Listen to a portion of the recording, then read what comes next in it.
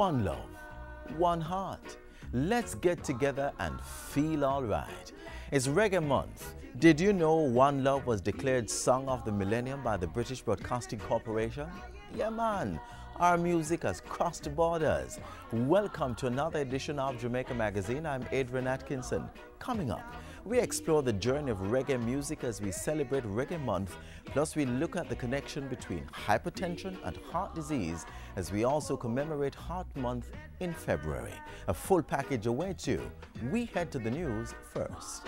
There is one question I'd really love to ask.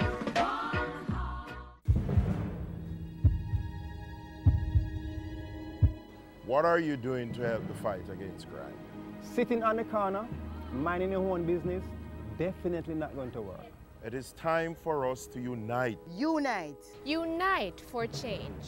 Citizens coming together to make their respective communities safer. The police, schools, public health, business, churches, NGOs, parents and neighborhood watch volunteers. As we, the police, do our job, We as citizens need to do our part as well. Report crimes or even suspicious activities. Let's all work together. As one united front against crime. And make Jamaica the place of choice to Live, work, raise families, and do business. Unite for Change, an initiative of the Ministry of National Security.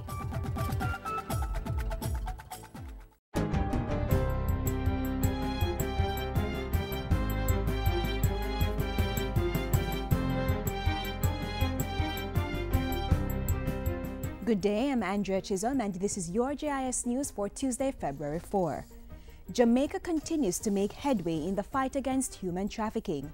The Organized Crime Investigative Division OCID reports that since 2005, it has rescued over 41 victims. Details from Simone Wolf. Of the 41 victims rescued by the Trafficking in Persons TIP unit within OCID, 27 of them were rescued within the last 2 years.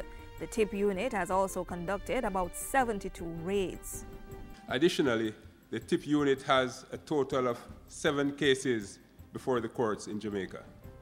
There are 28 cases that are currently under investigation, 4 of which involve transnational investigations.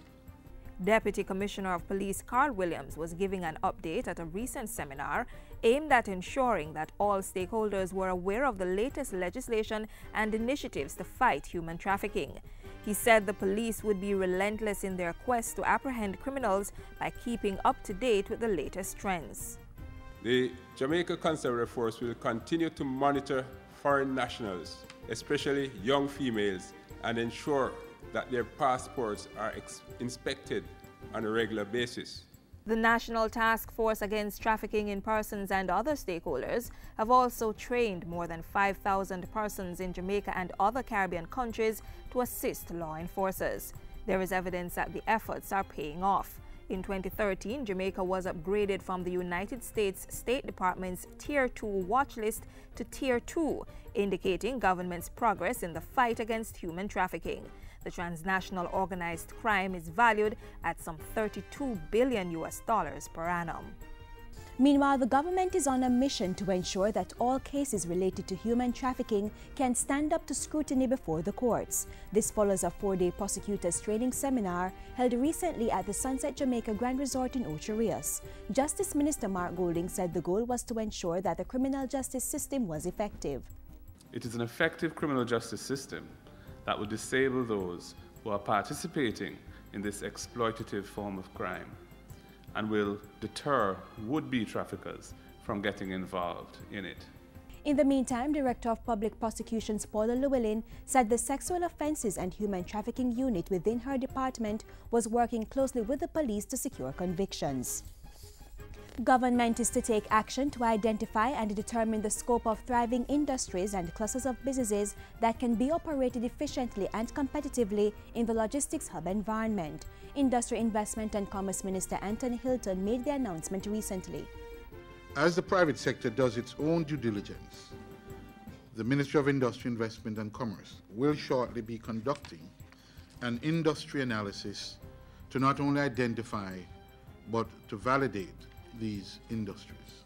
He says the ministry is also actively looking at enacting new hub-enabling laws to put in place a regulatory body and regime to support the rollout of the special economic zones.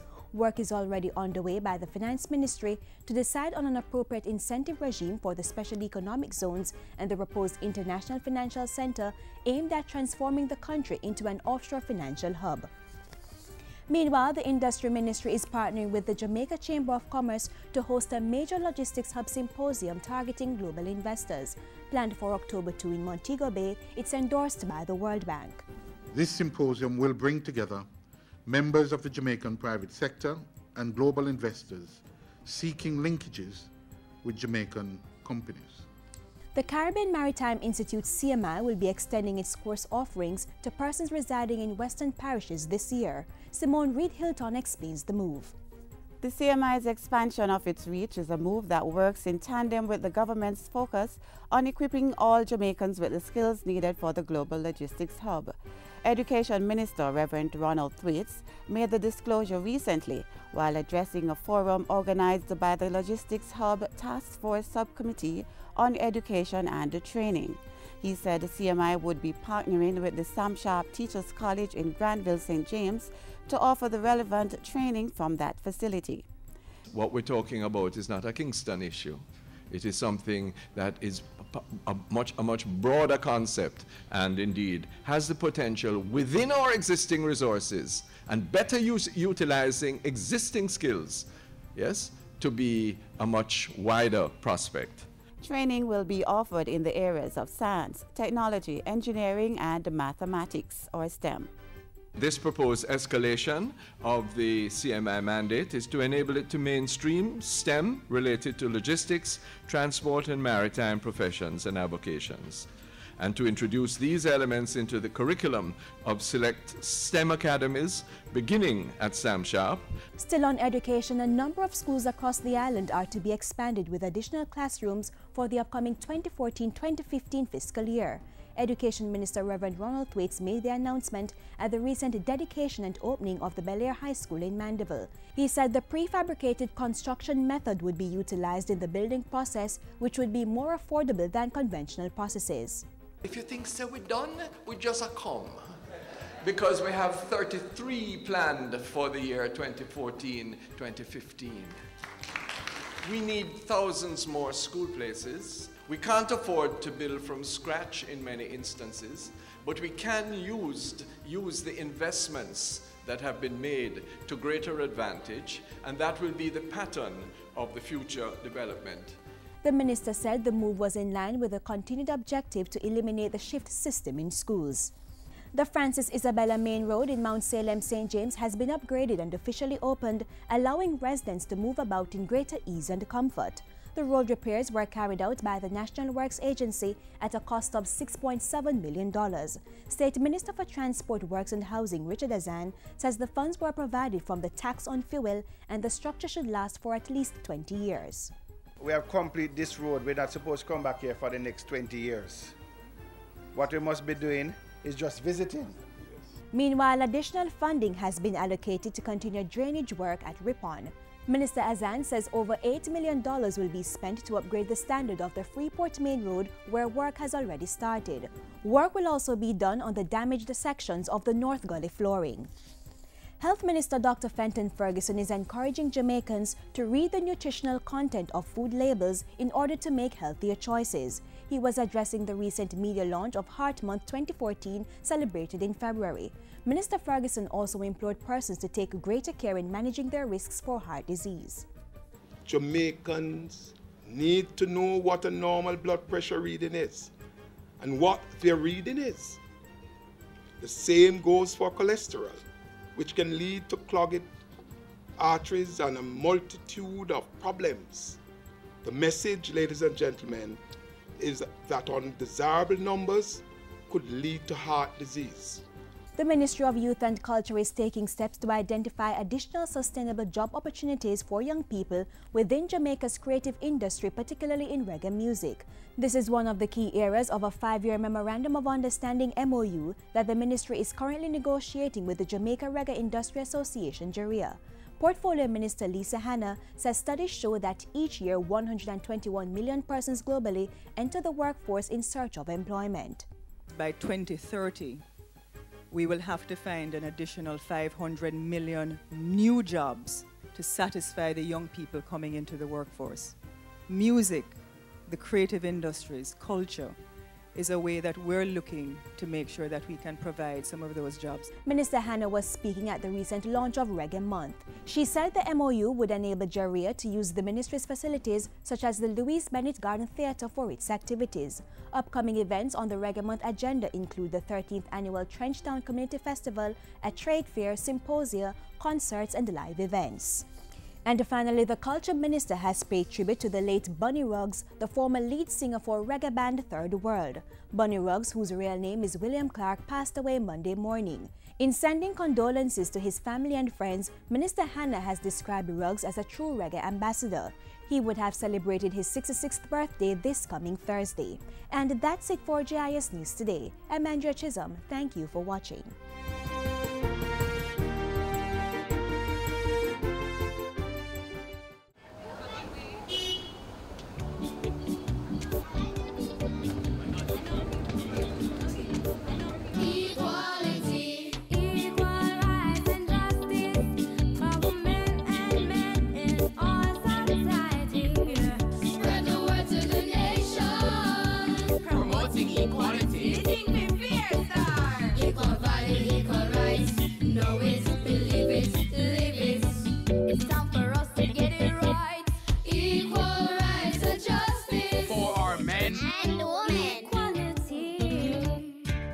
A message from the Bureau of Gender Affairs and the Dispute Resolution Foundation, paid for by the UN Women Fund for Gender Equality.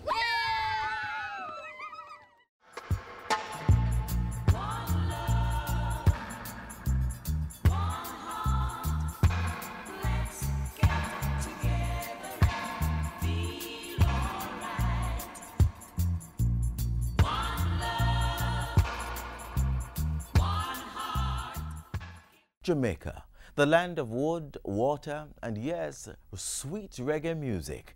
People around the world get groovy to the sound of our music every day. But where did it all begin? We hear the story right now.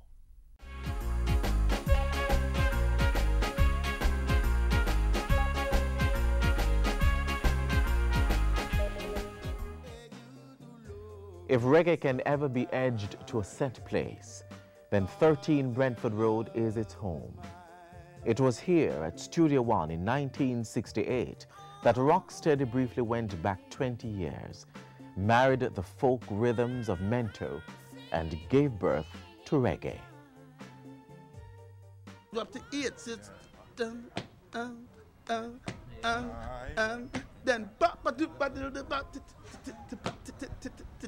reggae. The guitar led the reggae music orchestra, and the bass maintained the melodic patterns in the background. It is interesting to note that even though the fusion would change the course of local music history forever, it was to be one of its most celebrated strokes of luck. No, I didn't really want to give out this piece of information, but since we're at it, I won't be mean. Clement Dad brought a piece of machinery to the studio for about a year. It was sitting there, and no one knew exactly what to do with it. And so they hooked it up one day and decided to implement it. And they discovered it was a tape delay. And so they hooked it into the machine and they started doing it into the recording. So when they put the guitar sound through the tape delay, it comes back saying, chick, chick, chick, chick, chick. The rest of studios hearing this recording out there thought it was the guitar making that and just copied that, and that was the birth of reggae music. Jackie Mitu invited Larry Marshall to try out on the new sound. The experiment yielded Nanny Goat and Baby Tell Me Why. But it was Toots and the Maytals' Do the Reggae that christened the music form forever. Reggae would deliver dance crowds from the sluggish rock-steady beat. The people needed a change in pace. Reggae upped the tempo.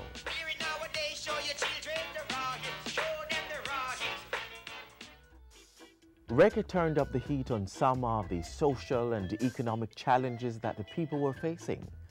It premiered as the voice of the people. Reggae was a potent messenger for the Rastafari philosophy, which single-handedly cemented the music form as a cornerstone of Jamaican culture. Bob Marley was one of them who took to the music and the teachings. Marley had been around from the ska era. In 1961, he and a couple of his brethren, Peter Tosh and Bunny Livingston, formed the Rude Boys, which later became known as the Wailers. The teachings were often put to music in either Sir Coxson's Studio One or Duke Reid's Treasure Isle recording studios.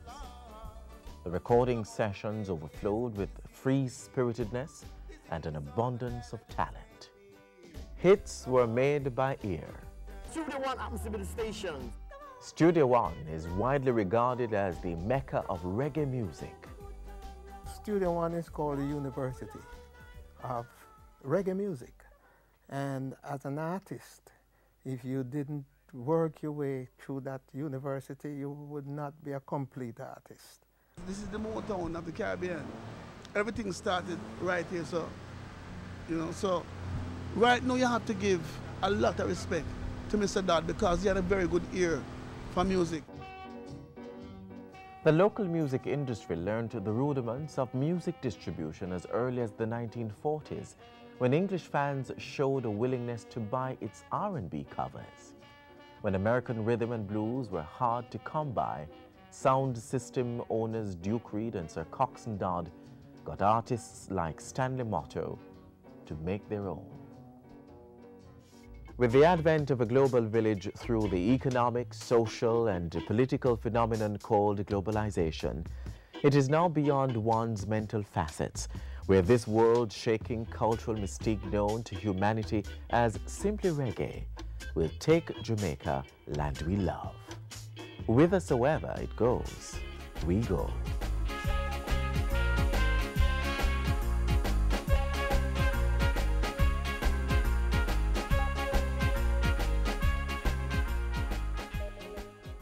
Musicians, users of music instruments. If you're a registered member of the Jamaica Federation of Musicians or the Recording Industry of Jamaica, you may apply for a waiver of duty on the importation of music equipment. You'll need to submit the following: a letter of request to the Film Commission or Creative Industries Unit, and a pro forma invoice detailing the items being imported with corresponding serial numbers and costs. Jamaica Promotions Corporation JAMPRO will submit the documents to the Ministry of Finance for approval. You must get approval before the items arrive. For more information on the Music Tools of Trade incentive, click on the Tourism and Entertainment Ministry's website at mot.gov.jm or call the Ministry's Entertainment Division at 920-4926-30.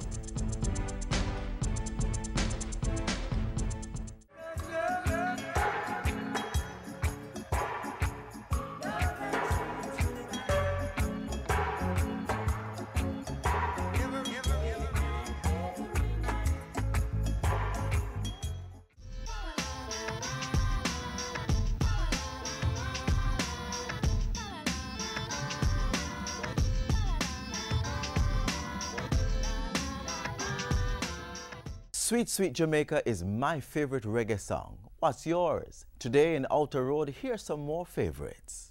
My favorite reggae song is Stir It Up, Little Darling, from Bob. Stir it up, little darling, stir it up. Hold on to what you've got, and that's by Dennis Brown. My favorite reggae song will be She's Royal, yeah, so royal, and I want her in my life. My favorite reggae group basically would be the Burning Spear. Redemption Song by Bob Marley. Emancipate yourself from mental slavery, none but ourselves can free our mind. A Chapter a Day by Jacob Miller. It's from the Heptones, and it goes, we're having a party tonight. Tum, tum, tum, tum, tum. I love Bob Marley's song, old redemption songs. Oh, pirate, yes, the rabbi. Talking Blues, Bob Marley. My favorite reggae artist is Burning Spear, you know, and I have a tune where say, should I go down on my knees and beg you for my people to be free, you know? My favorite reggae song is What's the Motive, you know? Why them keep melting around the poor people in business. So it's got something like, what's the motive? Why them keep melting around the poor people in business? No, boss.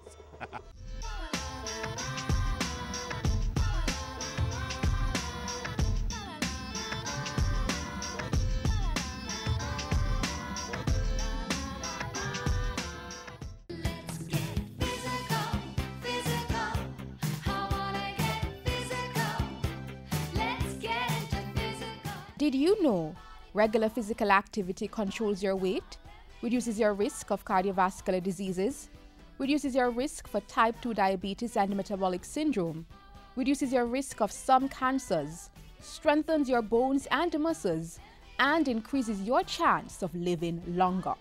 Get active, get fit, stay healthy.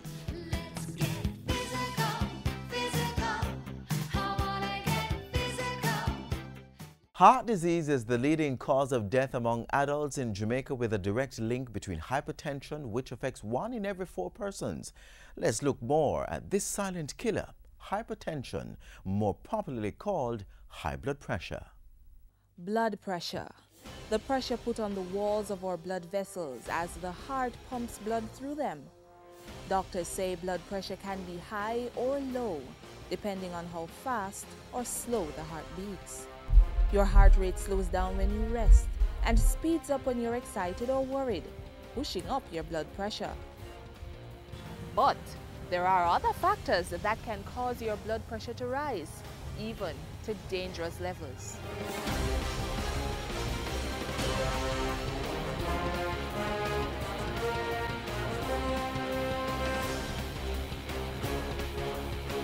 If your blood pressure rises and stays high over time, your doctor will tell you have high blood pressure, also known as hypertension. Hypertension or high blood pressure is known as a silent killer because you really don't have any symptoms. Medical experts say hypertension is a serious condition that can lead to heart disease and other health problems. The effect of blood pressure in the heart is that it affects the muscle, the left side of the heart, the left ventricle. That is what pumps the blood around the body. After it goes through the various stages, the left ventricle pumps the blood out. When we have high blood pressure, the heart is put under pressure to force the blood out much more than it would when your blood pressure was normal. And the left side of the heart gets stretched out. One of the dangers of hypertension is that you can have it for years and not know it because there are no symptoms. During this time, it can damage your heart, blood vessels, kidneys, and other organs. When we look at worldwide mortality, the single leading cause of worldwide mortality is uncontrolled hypertension. Somewhere between 25 to 28% of them never knew they were hypertensive. Unfortunately, in Jamaica, there's about 25% of our population that studies have shown that suffer from high blood pressure. But worse than that, 50% of those persons are unaware that they have high blood pressure.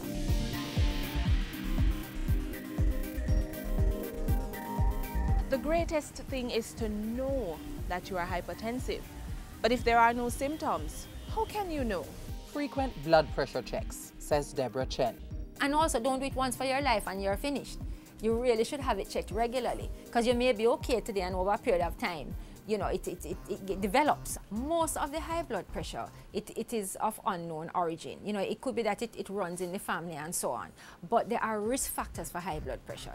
Aging, drinking more than 2 alcoholic drinks a day for men or more than one drink for women, eating too much sodium or salt, being overweight or obese, having high levels of cholesterol, not exercising, being under a lot of stress, and eating a diet low in potassium, magnesium, and calcium. High blood pressure cannot be cured, but it can be treated and controlled. So when you have high blood pressure, and let us say your doctor decides that you're at the point where you do need to go on medication, you need to stay on the medication for the rest of your life. Medical experts say high blood pressure cannot be cured, so the best option for the hypertensive is to keep the blood pressure in a healthy range. You can do that by getting your blood pressure checked regularly, eating a healthy diet, maintaining a healthy weight, staying physically active, limiting alcoholic drinks, not smoking, and preventing or treating diabetes. An age group, say age 30 years and over, about 30 out of every 100 such persons have hypertension. If the hypertension is treated, then your risk from disease resulting from hypertension is considerably reduced.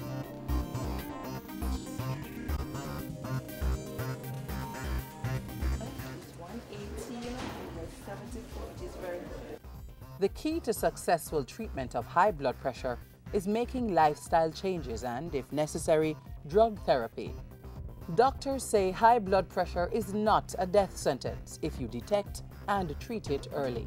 And if you've been diagnosed with high blood pressure, remember to check your doctor regularly to test your pressure.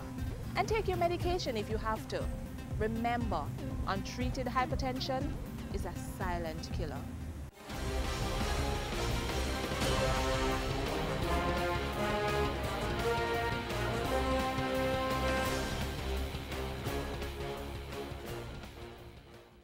Avoid, alter, accept.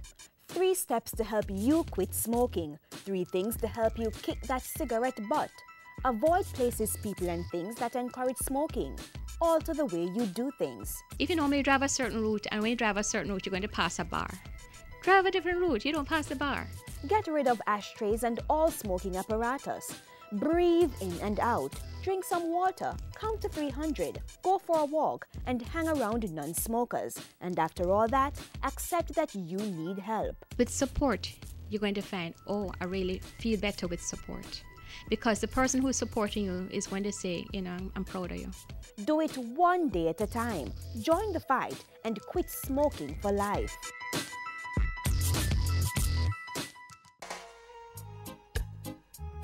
Bordered by the world's 7th largest natural harbor, home to cultural landmarks, it's the heartbeat of the country.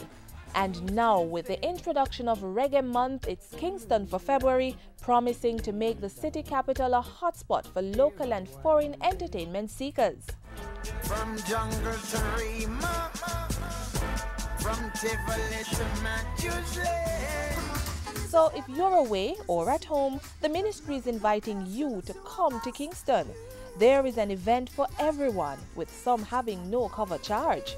Don't stay at home. Take along your friends and explore Reggae Month. It's Kingston for February. For more information on the ministry's initiative, you may call 920-4926-30 or click on their website mot.gov.jm.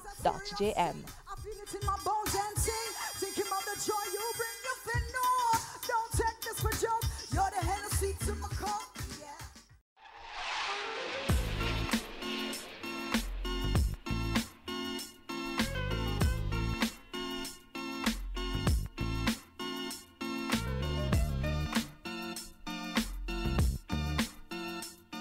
And that's it for Jamaica Magazine today. I implore you to assume more responsibility for your health as we keep the fight going against heart disease. We welcome your feedback, so send an email to jamaicamagazine@jis.gov.jm. You may also visit our website, jis.gov.jm, for information on all things Jamaican. And keep the social media connection by checking out our Twitter and Facebook pages. On behalf of the entire production team here at the JIS, I'm Adrian Atkinson. Have an airy evening.